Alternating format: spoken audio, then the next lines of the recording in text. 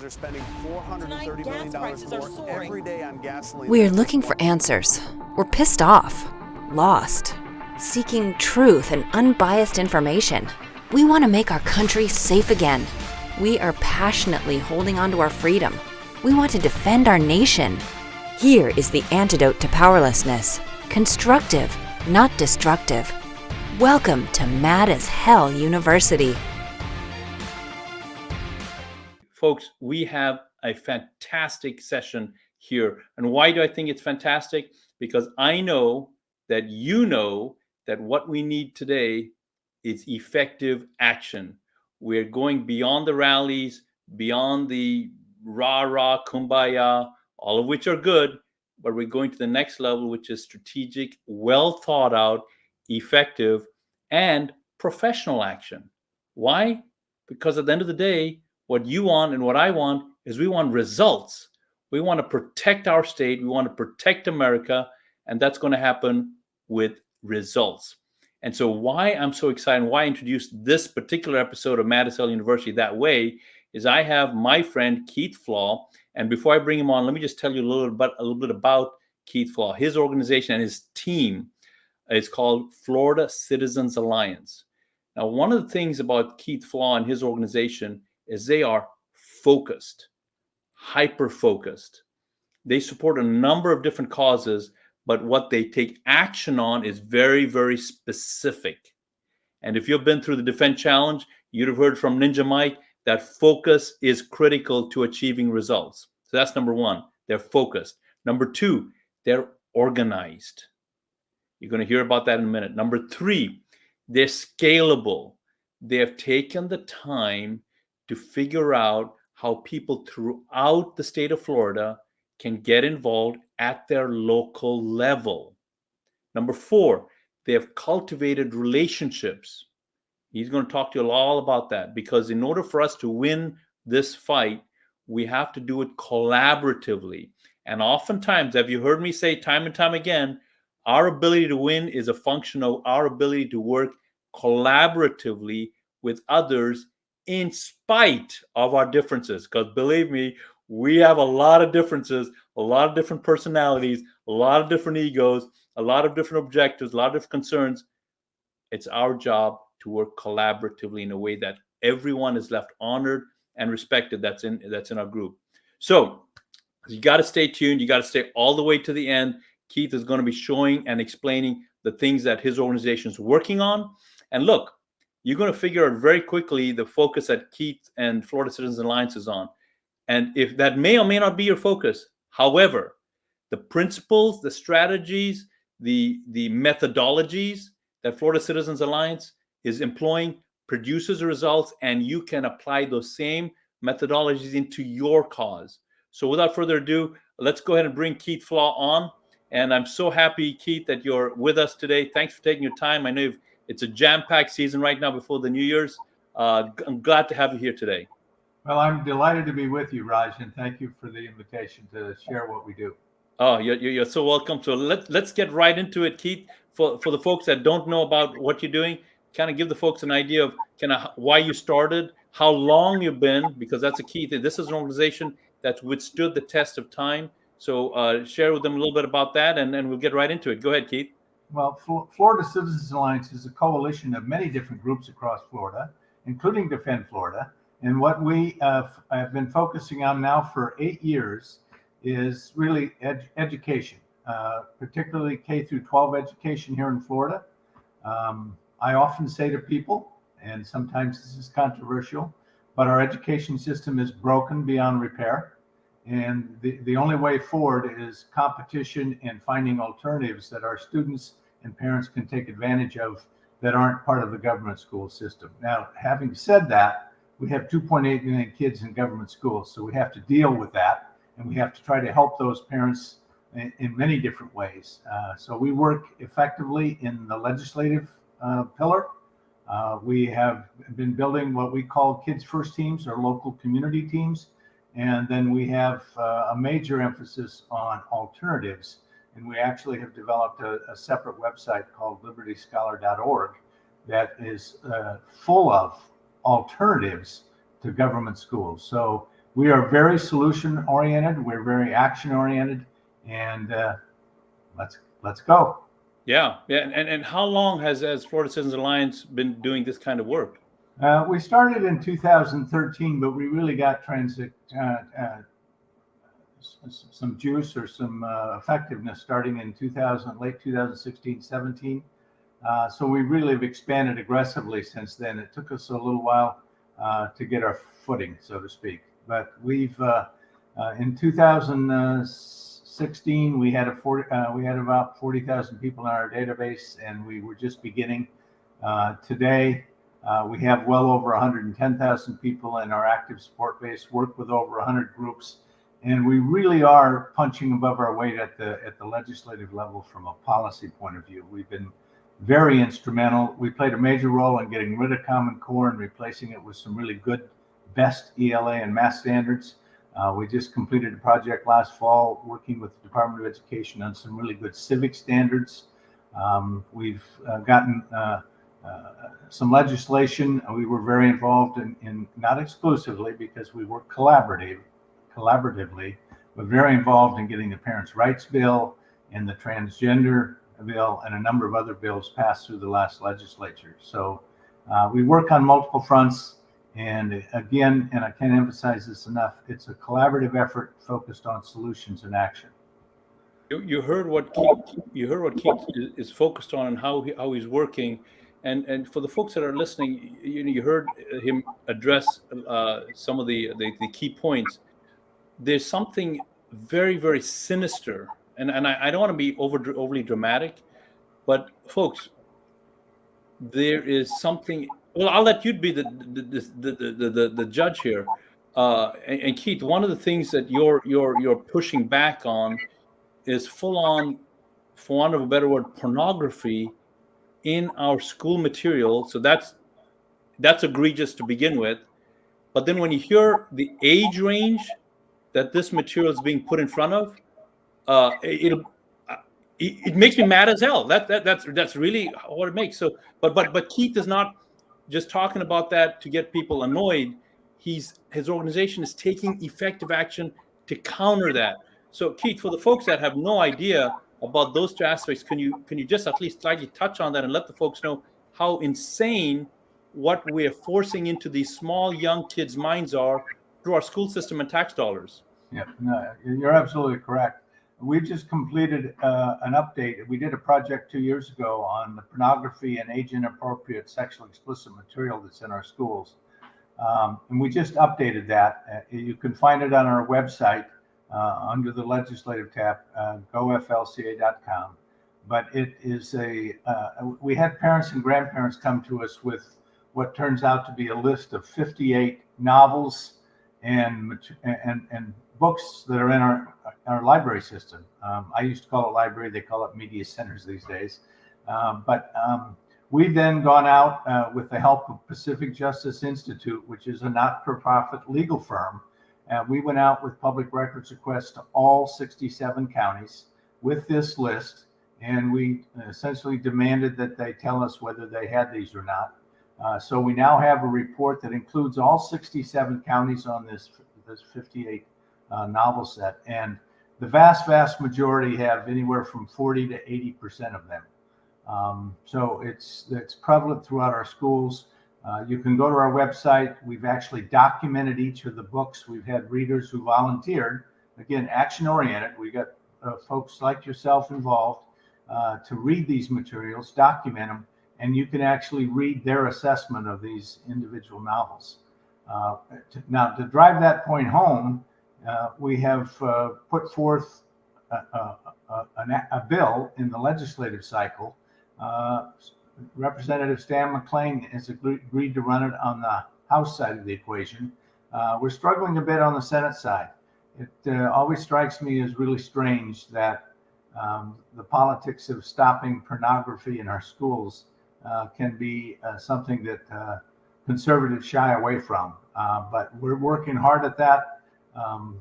And we hope to get a bill sponsor for the Senate side of that equation. And it's harmful for minors bill. So that's one of the major things that we do. Last year was COVID and we didn't go to Tallahassee all that often. We've already been there 3 times.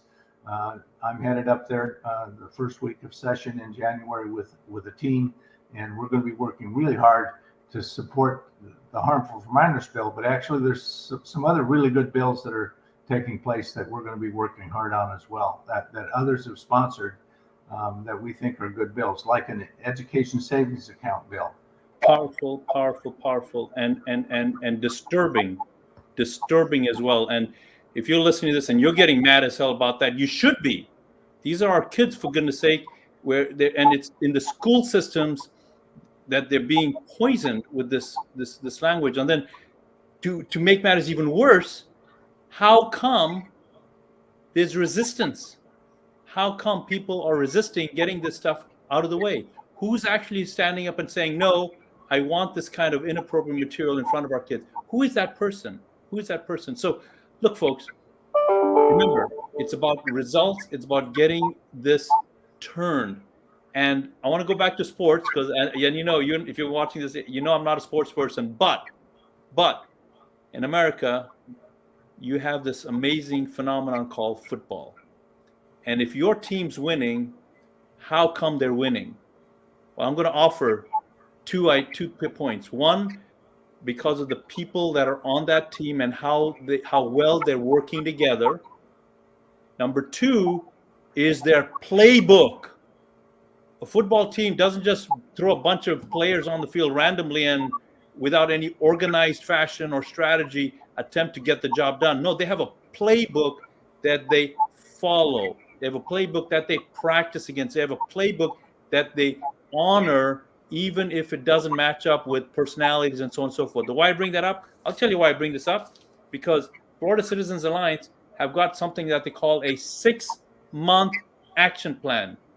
It's not a 2-day action plan. It's not a 1-week action plan. It's a 6-month action plan. And you know why I'm emphasizing that? Because you and I have got to be prepared to play for the long haul. Now, some of you are watching and saying 6 months, that's short haul. No. In the conservative movement, when you start talking 6 months in America, that's long term for people. But they've got a 6-month action plan. And I want Keith to talk a little bit about this. And Keith, the first thing that you have in your 6-month action plan is you're talking about understanding who your primary audience is. So Keith, in your world, who is the primary audience? But also tell us, why is that so critical? And why did you put that as a first item on your 6-month action plan? I'm happy to do so, Raj. First of all, we've kicked off a project which we're labeling Let's Turn Florida into the Next Virginia when it comes to school districts. The primary audience now, and that's Raj's point, is not the school districts, the school boards per se. It's all of the members, the parents who are watching those school board meetings. So what we're encouraging people to do is form a core team across multiple groups so we can all work together on this. Focus on 3 subjects: the critical race theory, the pornography, and the transgender LGBTQ movement that's being driven into our schools at kindergarten age and up. So we've provided some materials and some resources. We're asking local leaders, and we have a number of them with Florida Citizens Alliance. We have 6 counties that have stepped up to put this action plan in place. I am working with 4 others, so I think we're going to get to 10 to 12, but I would welcome to have somebody from every one of the 67 counties leading a local effort to focus your community members on what's going on from a critical race theory, a pornography, age-inappropriate material, and the LGBTQ transgender movement. We have to get down to the point of not just talking about these, but actually showing. And we can use the school board meetings, who video those meetings, as a key means of getting this word out to all of the people and parents that are watching. So we're asking, we put a very specific action plan in place. It's going to require a number of different elements to be effective. One is a small team organized in each of the counties across these different groups. This is not just a Florida Citizens Alliance. effort. It's not partisan in any way. These are our kids we're talking about. And so we've actually outlined a number of things that we think you can do, and we're willing to help you with resources and support. One of the key elements of success here, and Raj, you and I've talked about this, is getting national media attention. So as we find these very specific examples of pornography in a classroom or LGBTQ content, and I'll give you an example of the transgender movement that just occurred here in Collier County. And we blew it up here, but it needs to be blown up big time. We had a 10th grade teacher in an English class. The subject being taught was the Holocaust. And she decided to introduce the transgender bred person, which is a whole theme on transgenderism. And so she took over that class and used it entirely in an English class on the transgender movement. Now, we had a student who outed her teacher on that, and it's turned into a pretty big deal here locally. But those kinds of examples we have to find across the state and then get media involved. We have a good working relationship with the Epoch Times, with Conservative HQ, and a number of other organizations. So if we can, at the local level, find these examples and use them locally to get parents upset and focused, I think we can then turn it into a much bigger effort. And again, the whole purpose here, there's really what I would characterize as three purposes. One is we want to dramatically increase the awareness of what's going on in our schools on these three topics. And I would tell you that while the anger level is increased over anything I've seen in the last 8 years, it's far from what it needs to be to reach the powerful level that was reached in Virginia. So it's up to us locally to organize, focus on these three efforts, and really get the grassroots community members engaged. Secondly, and it's just a reiteration, let's not lose our focus. There's so many things going on out there relative to education and relative to other things going on. If you stay focused on these three real, very real things, we have an opportunity to really engage our community. And of course, the long game here, and it's not just in the 6-month time frame, but we chose the 6 months because it's between now and the end of the school year, leading into, guess what happens in August? The primary election in our school boards. I want to just recap what Keith talked about. He has identified his primary audience. And Keith, as you just saw, they've chosen three focus items: CRT, the pornography, and the LGBTQ. Isn't all of those things the domain of the parents? Do you really want a teacher who has been trained, hopefully trained, to teach English, to be talking about this kind of very volatile subject matter? Keith, you talked about being prepared and professional. Being prepared and professional. And I've been to meetings where good people that are angry and that they care about the kids, and they are just screaming and insulting and ranting. But you said, be professional and be prepared. Why is that important, Keith, in the work we're doing? Well, we're trying to capture media attention and to get parents across the board and community members to understand what's going on. And when you have people that go into these sessions and they rant out of control, they're not serving the long-term goal at all. In fact, they become a media focus in and of themselves to taint us as nuts. I don't know what a better word, to taint us as nuts. And we clearly believe that parents have every right to determine what their kids are being taught in the school. We believe the focus should be on the basics. I'm going to show my age here, but the 3 R's: reading, writing, and arithmetic, right? And then of course a really strong prevalence on our foundational civics. And by the way, under the governor's leadership and Commissioner Corcoran, they just completed and we played a role in that, some really good civic standards. And the governor is putting his full support, his money where his mouth is, in terms of putting a whole program in place to train teachers, and they can actually earn up to a $3,000 bonus if they complete a constitutional course that's designed by the Department of Education around these new standards. I kind of got off track a little bit there, Raj, but the point is we have to be professional. We have to stay focused, and an irrational rant doesn't help anybody. Folks, we're going to take a break. We're going to take a break here so you can hear a word from our sponsors. But when we come back, an action item that you can take right now when we come back.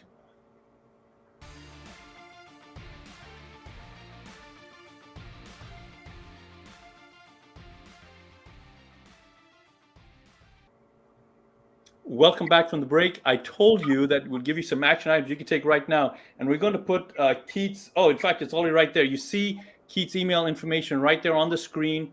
You see the website. Folks, a couple of things. One, contact Keith and get plugged into Florida Citizens Alliance if you're in Florida.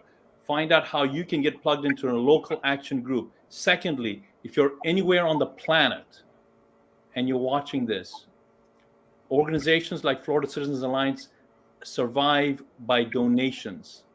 So please go to their website and make a generous donation, because you are literally investing in our children's future. Keith, thank you so much for being my guest today. And I am so inspired by the action that you and your team are doing. I so appreciate it. Can't wait to have you on again, because we didn't get through everything I wanted to get through in this short interview, but look forward to having you again. Thanks very much, Keith. Thanks. Happy New Year to you and all your listeners. Thank you, Keith.